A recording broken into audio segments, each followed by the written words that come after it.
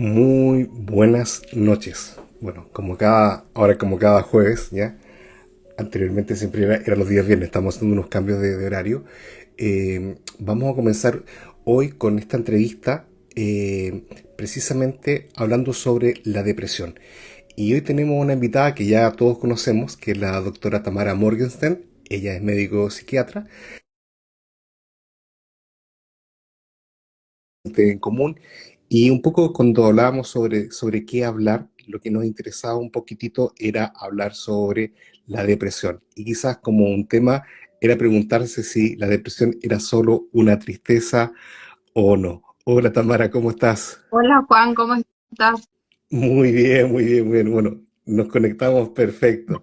Bueno, yo hacía una breve introducción sobre un poco para hablar hoy sobre la depresión y específicamente ayudar a las personas a distinguir qué es una depresión en el sentido patológico y qué es un sentimiento de tristeza o un rasgo de tristeza, y cómo captar cuando comienza a ser un problema. ¿Nos podrías un poco ayudar primero a entender cuál es la diferencia entre una simple tristeza o una depresión? Bien. Bueno, la depresión como tal es un trastorno del estado de ánimo. ¿Cómo definimos que hay evidentemente un estado de ánimo depresivo, sí, o deprimido? Porque eso se sostiene en los días, ¿sí? Es decir, cuando uno está triste, eventualmente, por algo disruptivo que le sucedió, una pérdida, una ruptura, determinada situación estresora, eso tiene un tiempo. En cambio, un trastorno depresivo, eso se prolonga por lo menos durante 2 semanas, acompañado de ese estado de ánimo triste de varios otros síntomas. Claro está también que una persona que a veces cursa con una depresión no necesariamente puede manifestar tristeza. A veces se dan otros síntomas que enmascaran esa tristeza o esa angustia que está sufriendo esa persona. No te escucho, Juan. Perdón, ahí conecté el micrófono.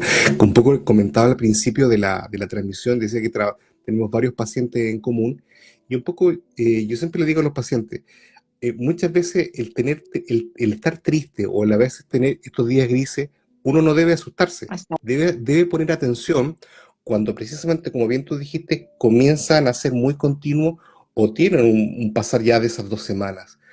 Ahora, Exacto. sí, Por ahí, sí, sí. una pregunta que yo les hago a los pacientes cuando vienen es de 7 días a la semana, cuantificar cuántos días están así, porque por ahí a veces se malinterpreta que uno tiene que estar siempre bien y en realidad no es así. Uno si tiene una situación estresante, muchas preocupaciones, la misma situación económica, situaciones sociales disruptivas, conflictos en la casa, puede experimentar tristeza, puede tener un día gris como definiste vos y eso no significa que uno esté deprimido, uno no es una computadora, o sea, puede tener eventualmente episodios donde se sienta mal.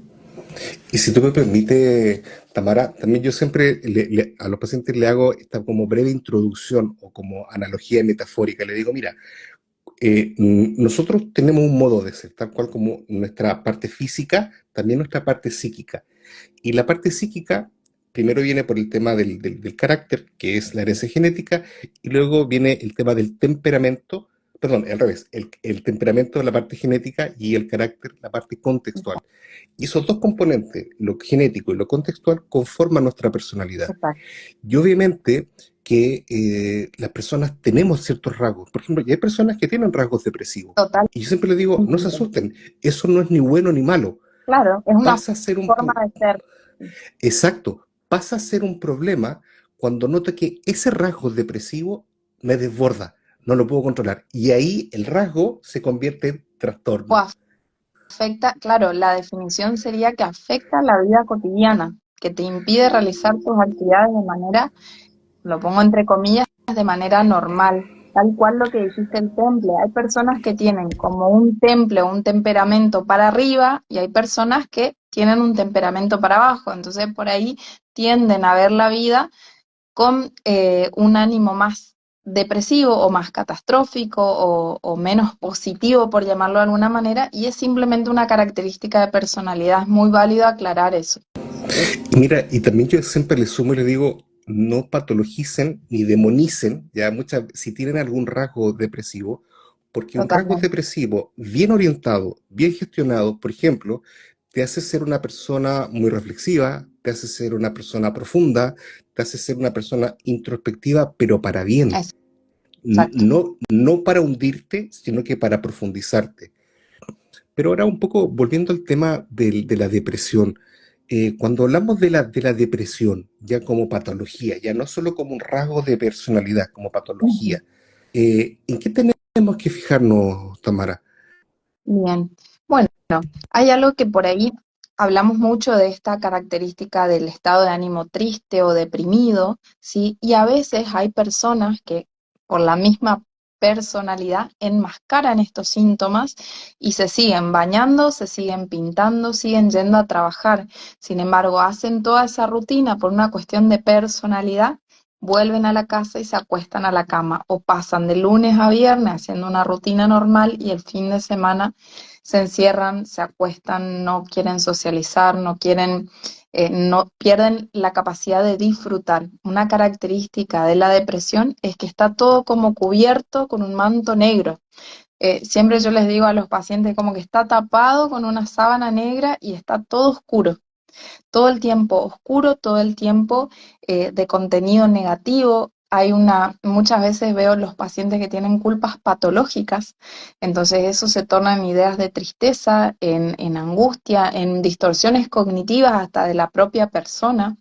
eh, y por ahí la persona a veces enmascara justamente porque no es fácil afrontar lo que a uno le pasa o porque también hay mucho mito en torno a lo que son las patologías psiquiátricas, hasta con las depresiones, hasta con los trastornos de ansiedad, y eso hace que a veces se dilate, que la persona sufra o que no entienda lo que le está pasando.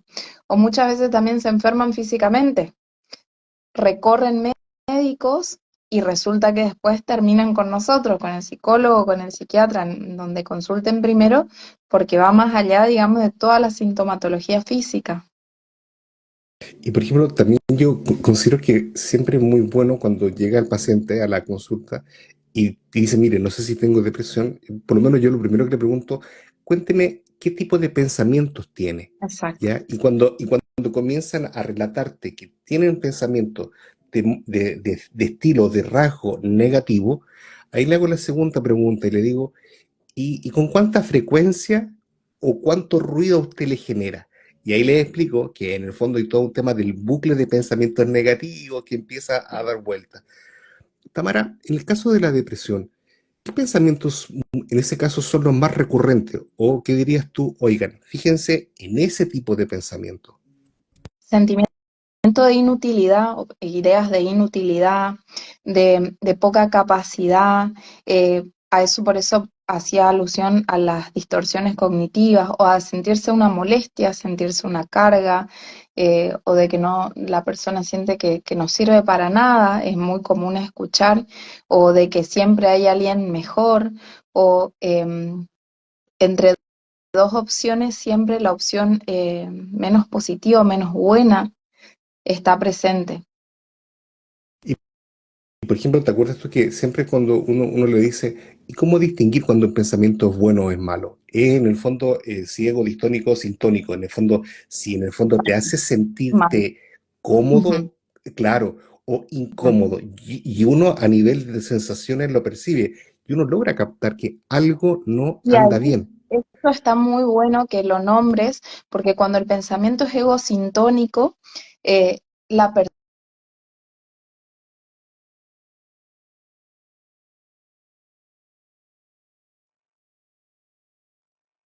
egodistónico, a la persona le genera molestia. Y ahí podríamos distinguir esto que hablamos al principio, de los rasgos de personalidad, de lo que es el trastorno propiamente dicho.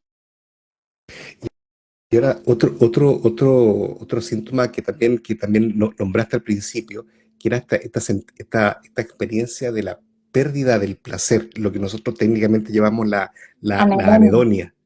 Ujú. ¿Podrías explicarnos un poquito en qué consiste la anedonia? Bien, la anedonia, pérdida de deseo, pérdida del placer, es el perder la capacidad de disfrutar actividades que antes para la persona resultaban placenteras.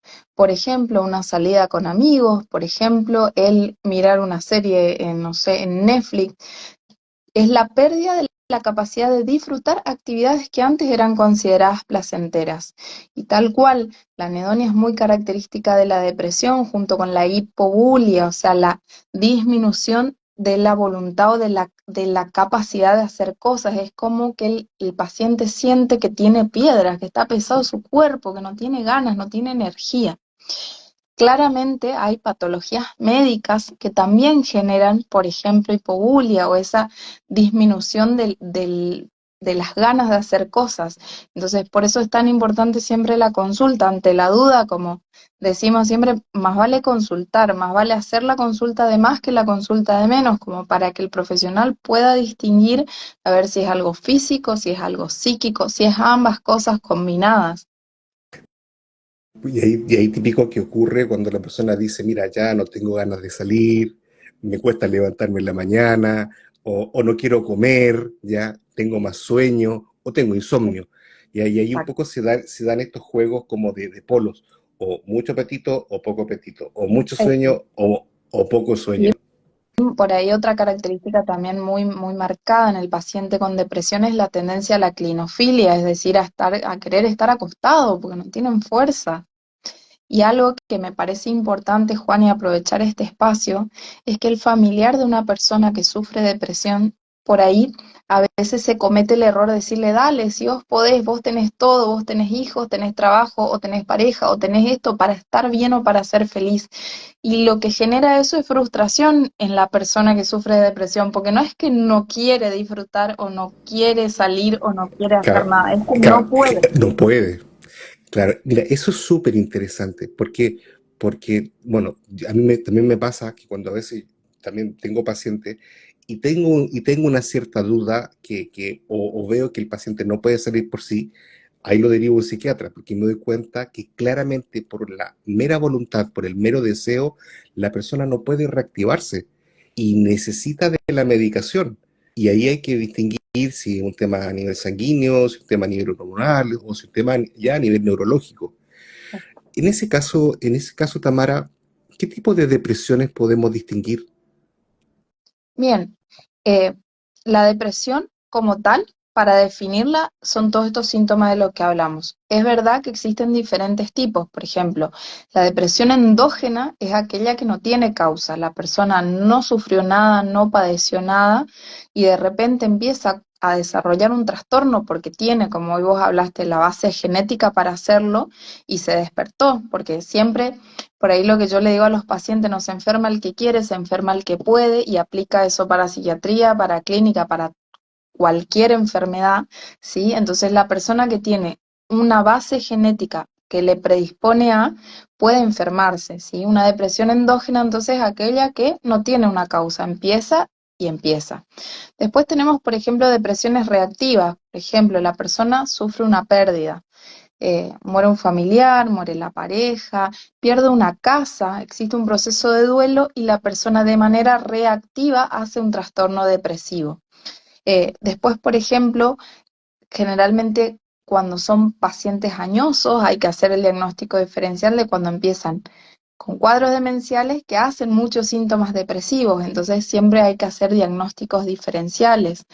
También hay, por ejemplo, cuando la persona está anémica y que tiene esto, por eso yo hablaba de algunos síntomas que a veces son físicos, va a tener hipobulia, no va a tener ganas de hacer nada y en realidad hay una patología médica que corrigiendo probablemente esos síntomas se corrijan. Y ahí, por ejemplo, es súper interesante también un poco captar el contexto familiar o la herencia familiar, que ahí uno le Totalmente. dice, ¿y no tendrá algún pariente, a su mamá, a su papá, a su abuelito, Sí. que tenía? Y Siempre siempre en sale, el sí, árbol claro, genealógico alguien tiene. Y por ahí otra cosa que me faltó mencionar es que la depresión, existen depresiones monopolares, se llaman, que son las depresiones propiamente dichas, y hay depresiones monopolares, unipolares y las bipolares, que que es otro trastorno psiquiátrico que también presenta un trastorno depresivo alternado con episodios de manía, que por ahí aprovecho así cortito como para hacer la diferencia que bipolar no es el que cambia de estado de ánimo en el mismo día varias veces, que ahora está como muy de moda nombrar, ¿sí? El bipolar es otra cosa, es Claro, un trastorno claro, psiquiátrico claro. diferente. Perdón, o como se dice a veces en las peleas de matrimonio de pareja, eres una bipolar. Totalmente. Sí, es un bipolar tal cual y no, nada que ver, es otro trastorno psiquiátrico que también cursa con depresiones sumamente severas, donde al paciente le cuesta mucho salir y forma parte de otro trastorno psiquiátrico. Entonces, generalmente hay que distinguir si se trata de una depresión bipolar o una depresión monopolar o unipolar.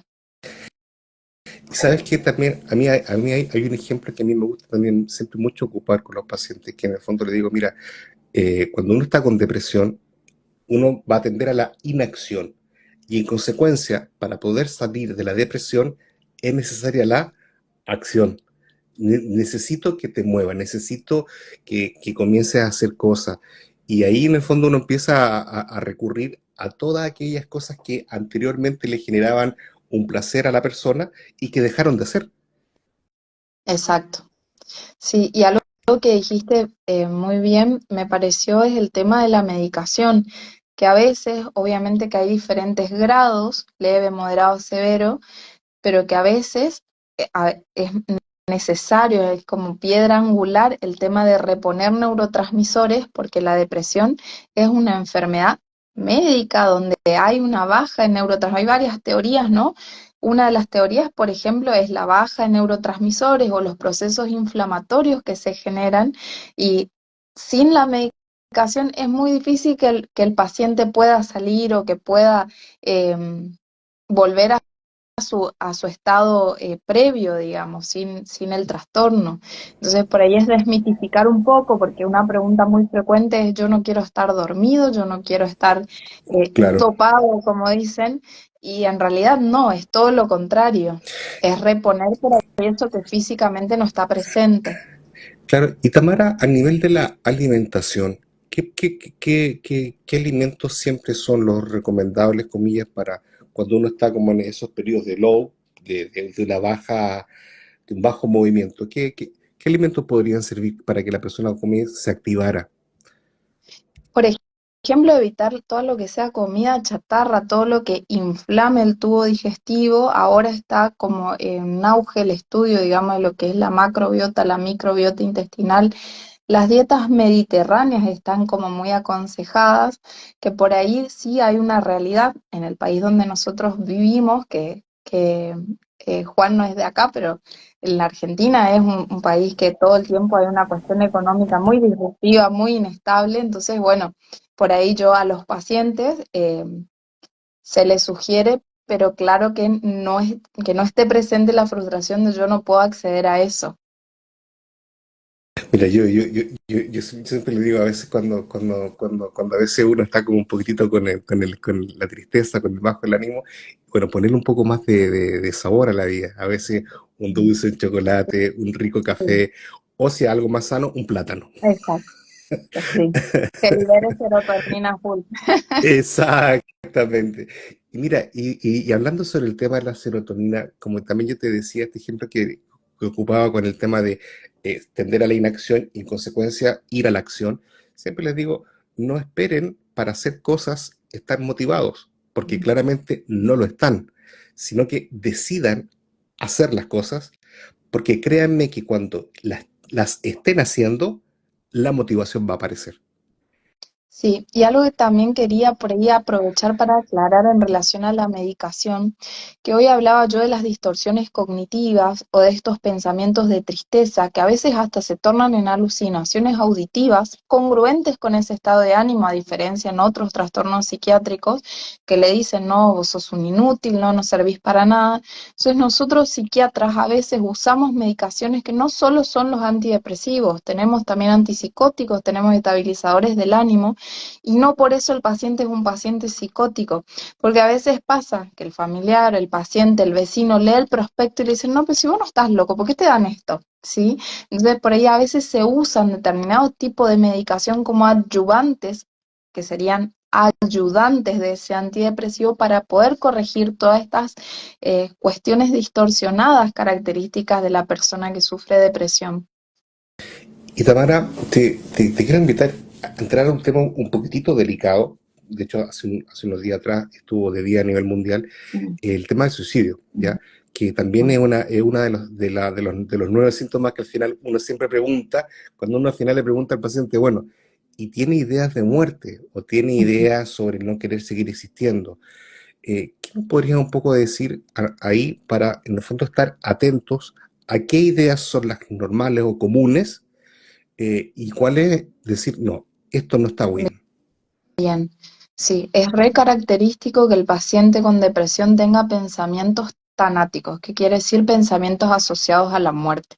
Y ahí tenemos que distinguir. Una cosa son fantasías de muerte, por ejemplo, si me muero esto se termina, si me muero dejo de sufrir, si me muero dejo de hacerle sufrir a mi familia, ¿sí? Y otra cosa es una ideación suicida franca, donde el paciente dice, yo me voy a matar y planifica, ¿sí? Puede estar la idea sola, yo me voy a matar, me quiero matar, o donde planifica y ya tiene el método, el lugar, el momento. Y algo que hay que por ahí derribar el mito es que la persona que habla o que dice que se va a matar no se mata, eso es un mito, ¿sí? Y otra cosa es que eh, el paciente que tiene o sea, yo siempre le digo a los pacientes, la idea suicida para nosotros psiquiatras es como el infarto para el cardiólogo, o sea, es una situación de emergencia en donde hay que intervenir y no porque la persona exprese de tomarlo como no, no, si este está avisando no lo va a hacer. En realidad no, todo lo contrario, si te está avisando es como una herramienta, un foquito rojo como para tomar e intervenir y hacer algo. Y entonces por ahí. Exacto. Si tú me permites, yo ahí también a uno le preguntan, bueno, ¿y qué hacer? Y yo creo que la pregunta es clave. ¿En qué sentido el qué hacer? Quizás a veces más que hablar, estar. Y Totalmente. ahí, en el fondo, porque claro, la persona que está teniendo ese tipo de pensamiento es que está experimentando un grado de soledad profundo. O sea, lo está pensando porque le gusta, no es agradable pensar en eso. Y Y en el fondo, si te aclarar lo... siempre que el sentimiento de soledad no es porque esté solo físicamente, es te- interno. Oye, y Tamara, un poco, y siguiendo un poco en esa línea, hay muchas veces que hay personas que precisamente a veces se levantan en la mañana o a veces experimentan en el día esos instantes de angustia, como esa angustia existencial, ese vacío, y que muchas veces les asusta. Dice, ¿qué me está pasando? Cuando las personas experimentan esa situación, ¿qué aconsejas tú que hagan o que piensen? Bien, a ver, ahí otra vez por ahí yo no lo generalizaría porque me parece que una cosa es una persona que inesperadamente experimenta esta sensación de vacío, ¿sí? Y otra cosa es una persona que tiene alguna situación disruptiva, que vivió algún duelo, alguna pérdida, algo que hace que al otro día como que sienta la falta. Entonces, a mí me parece que en el contexto individual habría que evaluar ese síntoma y a ver si ese síntoma es solo un día o de los 7 días, cuántos días se produce. Sí, buen punto, claro, porque muchas veces, y ahí volvemos quizá a lo que hablábamos al principio, es normal tener tristeza, es parte de la vida tener días grises, Totalmente. y eso no nos debe asustar. Lo que nos debe preocupar es cuando eso se mantiene en el tiempo Exacto. y la intensidad con la que lo experimentamos ya nos comienza a preocupar o nos comienza a incomodar. O a Eh, impedir hacer actividades. Siempre es cuando eso irrumpe con la vida cotidiana y está imposibilitando a la persona a desarrollarse como habitualmente lo hacía, algo raro hay, algo hay que investigar. mm, mm. Y finalmente, Tamara, eh, un poco hablemos del pronóstico, ¿ya? Porque típico cuando a veces vienen a uno y también vienen a ti y le dicen, bueno, doctora, ¿cuánto va a durar esto? ¿Cuánto me va a durar? ¿Cómo voy a notar Mm, que voy a Buenísimo comenzar ese a tema, mejorar? porque buenísimo ese tema porque de algo de lo que nosotros no hablamos es de lo que es la depresión crónica o la distimia, diferente al temple depresivo de muchas personas. Existe un trastorno que es un trastorno depresivo crónico que no es tan grave o tan severo, la intensidad de los síntomas sería como un trastorno depresivo mayor, que es esto que hablábamos en 2 semanas, y que se da, por ejemplo, 2 años, y son personas que sufren de tristeza de los 7 días, por lo menos 5, todo el tiempo con ideas de tristeza, y Mm, es una depresión crónica que se llama distimia, ¿sí? Entonces, me parece que depende de los síntomas, depende de cuánto tiempo la persona lleva en esa situación, en ese estado. Cuantificando, digamos, en escalas, a ver si es leve, moderado, severo, el tipo de síntomas que tiene, es que podemos inferir en el pronóstico. En el pronóstico van a influir muchísimos factores. El paciente, los recursos cognitivos de base que tenga ese paciente, el contexto sociofamiliar que tenga ese paciente, es decir, las redes de apoyo, ¿sí? Porque eso es lo que le va a permitir sostener el tratamiento. A veces el paciente con depresión no puede venir a la consulta y es el familiar el que se encarga de traerle, de llevarle al psicólogo, de acompañar durante todo ese proceso. Entonces me parece que al hablar de pronóstico hay que evaluar un montón de variables, ¿sí? Que son como individuales, propias de cada paciente, porque si bien nosotros podemos definir los trastornos o en el libro lo vamos a encontrar descrito, son tales síntomas, esos síntomas son dentro de una persona y cada persona es diferente. genial. Oye, como siempre, se nos pasa volando la hora, Dios mío, son las 8:27 ya. Yo sé que tú tienes que, tienes una actividad, bueno, yo también tengo una actividad. Finalmente, Tamara, eh, ¿qué consejo, qué palabras quizás le daría a las personas? Les diría, ok, en esto solo fíjense y vayan al psiquiatra o al psicólogo, como Bien, para que las personas se queden un poco con una idea. ideas de tristeza de 7 días, por lo menos 4 o 5, pérdida de apetito o aumento del apetito, pérdida de la voluntad, ¿sí? Tendencia a querer estar en la cama, que se llama tendencia a la clinofilia, al estar acostado, a veces se da mucho sueño, como vos bien dijiste, y a veces se da insomnio, pero siguen estando esas ganas de estar en la cama, aunque haya insomnio, el paciente no puede dormir o tiene despertares precoces. Em, Pérdida de la capacidad de disfrutar actividades que antes eran placenteras, sí, conviene siempre consultar, hacer la consulta de más que la consulta de menos. Y por ahí el paciente no se da cuenta, el que se da cuenta es el familiar o el que está en el entorno. Entonces, por ahí si uno detecta que un amigo, un primo, un hermano, la pareja presenta este tipo de síntomas y acompañar. Bien, vos dijiste, a veces no es hablar, a veces es estar. Y una manera de estar quizás es ir buscando al profesional o buscar la ayuda. Y siempre tener en cuenta para el propio paciente y para el familiar que no es que el paciente no quiere, el paciente no puede, físicamente, mentalmente no puede. Entonces él presionar con el vos podés, vos tenés todo para estar bien, lo único que hace es entrar en ese círculo de frustración y que se exacerben los síntomas. Bueno, Tamara, de verdad, muchas gracias.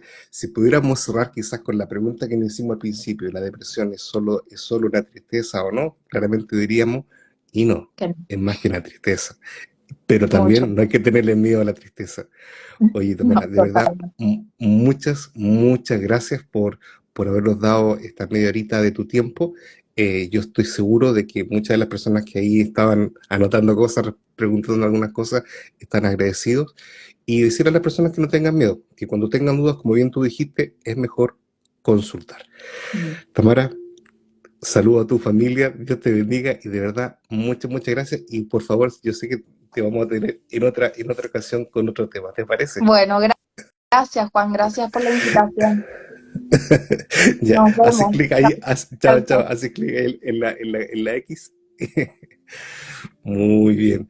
Bueno, de verdad, muy buena entrevista. Yo creo que muchos de los que estaban ahí viendo y escuchando, quizá algunos se habrán sentido identificados diciendo, sí, esto me está pasando a mí, o sé que hay alguien que está pasando esto.